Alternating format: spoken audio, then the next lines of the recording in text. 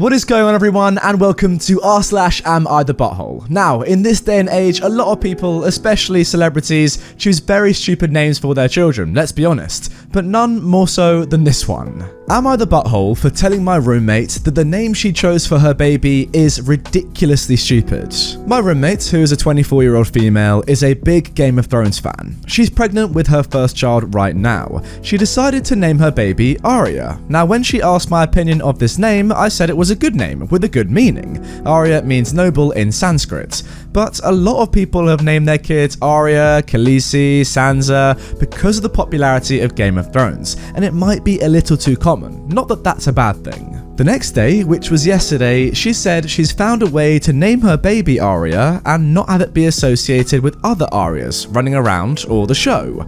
How? She said she wanted to spell it as Arya. I did a double take reading that word too, but apparently people are supposed to read it as Arya or Arya, I guess. Guys, if you're not looking at the screen, have a look at that spelling. She asked me how I felt about it, and I told her that frankly, Arya looks ridiculously stupid, and she should just go with Arya. She got kinda upset and said that she and her partner came up with this only because I told them that the name is very common. I said that having a common name is better than having a confusing name. So, am I the butthole? Yes and no. First of all, I think that Arya is actually a pretty cool name. Doesn't matter if it's associated with Game of Thrones or not. It's a cool name, it's short, probably quite easy to spell unless you spell it like that. And yeah, it's a nice name. I also don't think it's going to be a very common name at all, but yeah, I do get your point about the Game of Thrones link and the possible negative connotations about that perhaps. However, then changing her name to Arya, which by the way, let me just count, is 11 letters. For a 4-letter word. You've added 7 letters unnecessarily for no reason. Yeah, telling her that is stupid is completely fine because it is stupid. Overall, 3 out of 10 butt rating on me for this one.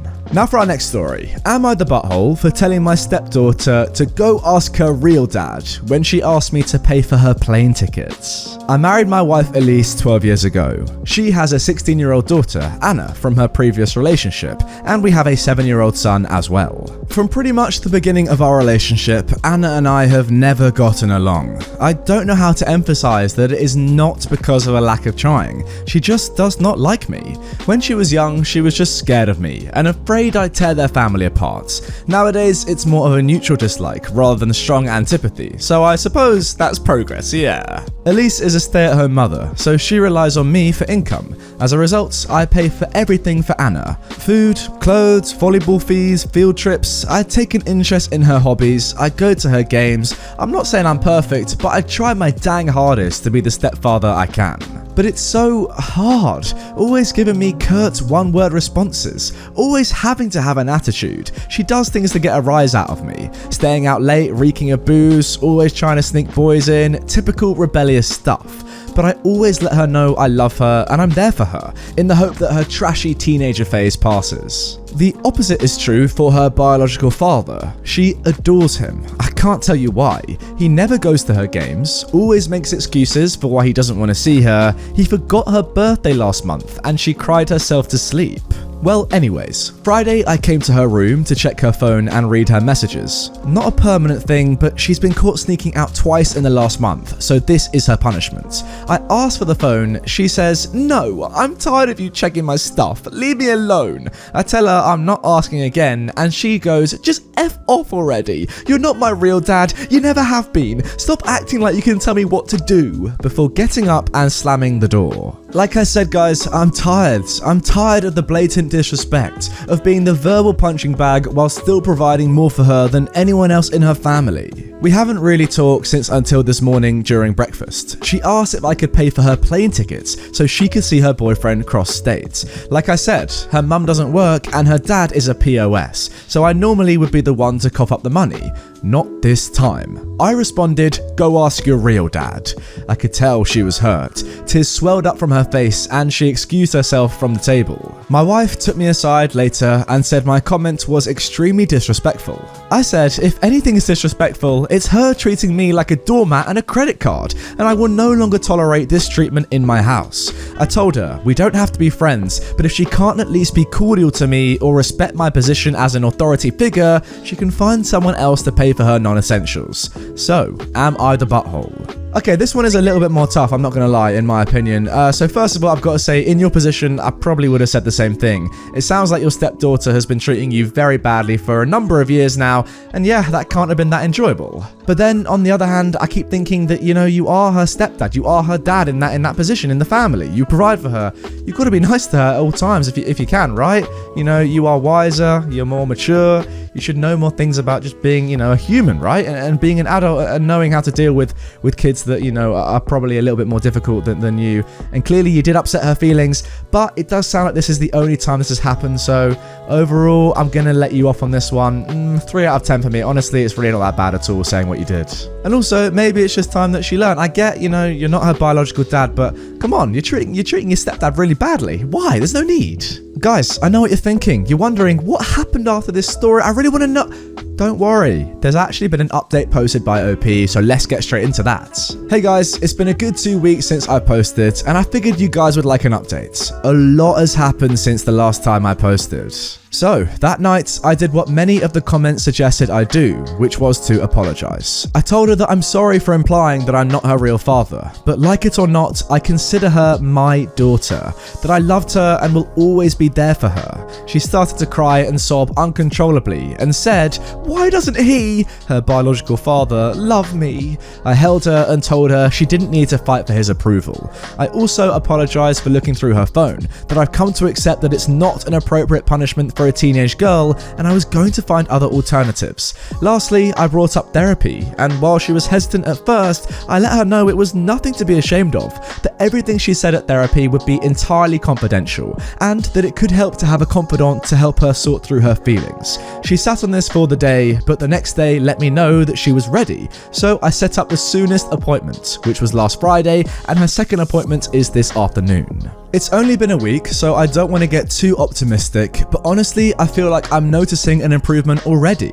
She's actually been engaging back in small talk when normally she wouldn't give me the time of day. She's been following all of the rules, coming home at a reasonable hour, she's been less withdrawn and more social, even to the point where her brother commented on the change today. But the most exciting news of them all is when getting out the car on her way home from therapy, she said, and I quote, "Thanks, Dad." She's never called me dad before, so honestly, I've been riding off that high for the last 2 hours. I'm not delusional enough to think everything's peachy, but honestly, the behaviour change in the last week was the most progress we've had since, well, ever. I'm cautiously optimistic going forward. Thanks again everyone for your comments, especially the ones who gave me the kick in the butt I needed. Oh, and there you go, a happy ending to this story. I've got to say quickly though, I did forget about him going through her phone. Never do that to your kids. That is a mad invasion of privacy. Doesn't matter what they're getting up to. Don't do that. That is weird. But yeah, I'm really happy that overall this has turned out into a positive event, you know, because sometimes it's true, you got to go through the dark times to get to the highs, right? And surely now you have a better relationship with your daughter going forward, which is an awesome thing to see. Now for our next post. Am I the butthole for forcing my roommate to give up being a vegan? I don't like my roommate Julie, but rent is cheaper in this apartment complex and it's even cheaper splitting it with someone, while the city we're in is really expensive. I'm 24 years old and she's 32 and we're both women. She has an aggressive dog. It's chewed up too many of my things to count. It barks for 10 minutes straight until Julie tells her to stop. It's territorial and it would growl at me when I try to step into the living room when she's there. So the living room is the dog's territory, which means it's Julie's property, so to say. She doesn't do anything about this and just says the dog is still a young puppy and is energetic. Julie is a vegan and she takes a lot of room in the refrigerator, and she has a specific space for her face mask. She said that my meat products need to be vacuum sealed to not contaminate her veggies. I told her no, and she can vacuum seal her own stuff. She often complains how she barely has money to pay rent every month because her groceries are expensive, and raising a puppy is also expensive. I don't help her out simply because I don't like her and I don't care about her. Call me heartless, but I wouldn't mind her getting evicted. Now these are only tame. She once let her dog into my closed but not locked room when she had a friend over. It was a humid and hot day and her dog pooped on my rug. I came back to the most disgusting smell, and I know she saw the brown poop on my white rug because she let the dog out and closed the dang door back. We had a big fight and she said I was the one who said no one can go inside my room, so she can't go in and clean it. Last month, her dog was in the vet because she's trying a new brand of food.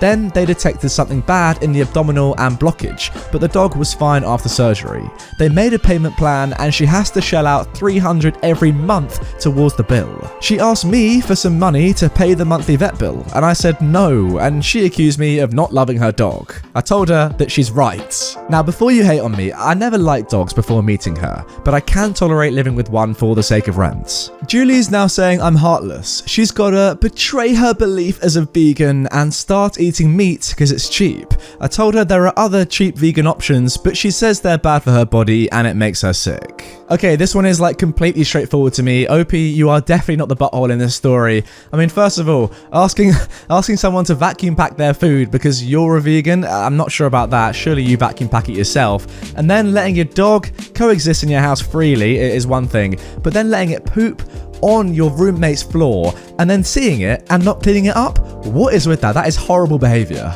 Now, good news for us guys is that OP has actually provided a full update on this story and what happened. So for an update, I've spoken to my parents and they want me to return home. I know it sounds ridiculous, but it took many Redditors to tell me I'm being stupid for staying under the same roof with Julie for so long. Circumstances beyond my control played into it. Our lease is month by month, so I won't be renewing it and Julie can take on the full rent. I've told my landlord about how I can't live with her anymore and given reasons why. I talked to Julie last night and also told her that I'm leaving. She demanded that I stay and split the rent because her dog's vet bill is drowning her. She's blaming everything, her need to stop veganism, rent, bills, and lack of companionship, all on me, and how I'm a horrible roommate for leaving her at a time of dire need. I understand she's struggling financially, but I've made up my mind and I'm leaving this unhealthy living environment. She's been sobbing all night and now I'm freaking wondering if I'm making a big deal out of this and if my living situation with the dog is mild compared to others. I don't want her to get in trouble with the landlord or eviction, but I don't feel comfortable in my own home. Some of you say that I'm being unsympathetic and I'll never sympathize with what Julie is going through because I'm not a dog lover or a dog parent, so I don't know what to do now. Nah, it's not about the dog at all, OP. If you're not comfortable living in your own home, move. I mean, it doesn't matter about other people and the effects it might have on them. To be honest, it sounds like you absolutely despise Julie anyway, so who cares if she's got to pay the rent? I mean, it's her own fault for being an idiot. And yeah, overall, if you're not comfortable, get out of there. Why stay? What's the point? Now moving on to our final story of today's video. Am I the butthole for demanding my fiance and his mum pay for a new wedding dress? Me, a 26-year-old female, and my fiance, a 28-year-old male, have been engaged for 4 months, and we're planning on having our wedding on October the 18th. My future mother-in-law kept annoying me and sending me suggestions for choosing the right wedding dress, and said that she knew better and tried to get me to approve of wedding dresses that she chose. And when she couldn't enforce her decision, she demanded that I take her with me to buy my wedding dress so she could at least have an opinion. Before I went shopping, I called her to ask if she wanted to come, but she started making excuses about how busy she was with my sister-in-law. So instead, I went shopping with my mum, and I was able to find a really nice dress, although it cost me a little over what I saved up for, but it was worth it. I made some changes to it, and it was perfect. It arrived in my apartment at the end of the week. I made sure it was stored in a safe place so it doesn't get ruined. Yesterday, I got back from my mum's house and found that my fiance wasn't home, and neither was the dress. I called him immediately, knowing that he must have taken it to show to his mum, since she continuously asked to see it and refused to have me send her pictures of it on Facebook. I was so mad when it was confirmed that my fiance took it to show to his mum. He said he was going to be home in 30 minutes after he went to the supermarket, but I waited for longer than that, and then when he arrived, I ran to get my dress and it was buried underneath grocery bags. I took it to check on it and its zipper was broken and the dress itself, the fabric, was stretched out. I was like, what the F happened to it? My mother-in-law must have tried it on because it looked ruined. The straps were almost loose. I had to call my mother-in-law when my fiance told me his mum and sister took turns trying it on. I was absolutely livid. She told me she did nothing wrong and that I was making a big deal out of it. She said she'd get a replacement for the broken zipper, but I told her to pay for a new dress since it was stretched out and no longer fitting. She refused and said that I probably wasn't happy with my dress choice and wanted her to pay so I could get a new one. I yelled at her for trying it on and ruining it, that she and my fiance were responsible for ruining my dress, so they should pay for a new one. It's done, no longer fitting. The straps are in a horrible condition. My mum said she'd pay for fixing it, but I just hate it now that someone else wore it before me. I'm mad at both of them and seriously considering postponing the wedding. Again, 100% OP, you're not the butthole in this situation, and to be honest, if it's giving you second thoughts about your husband or husband-to-be, that wouldn't really surprise me. I mean, his family seem absolutely ridiculous. Why is his mum and sister trying on your wedding dress before you've even put it on your wedding day? I can't even believe that. That is so ludicrous. Yeah. Guys, comment down below. Do you think that anyone in this entire video has been the butthole? For me, I think they've all been pretty good, to be honest, especially this last person. OP, no way you the butthole. That is mental to even suggest that. Anyway, guys, that is going to do it for this episode of r/I am the butthole. If you want more from this subreddit, I really enjoy this subreddit, not going to lie. It's one of my favorites at the moment. Check out this other video that I made the other week, and I really enjoyed this one as well, and so will you. Also, if you are new to the channel, please make sure to hit the subscribe button right here so you never miss out on some of my daily Reddit content. And with that all being said, I will see you tomorrow, same time, same place, for another video.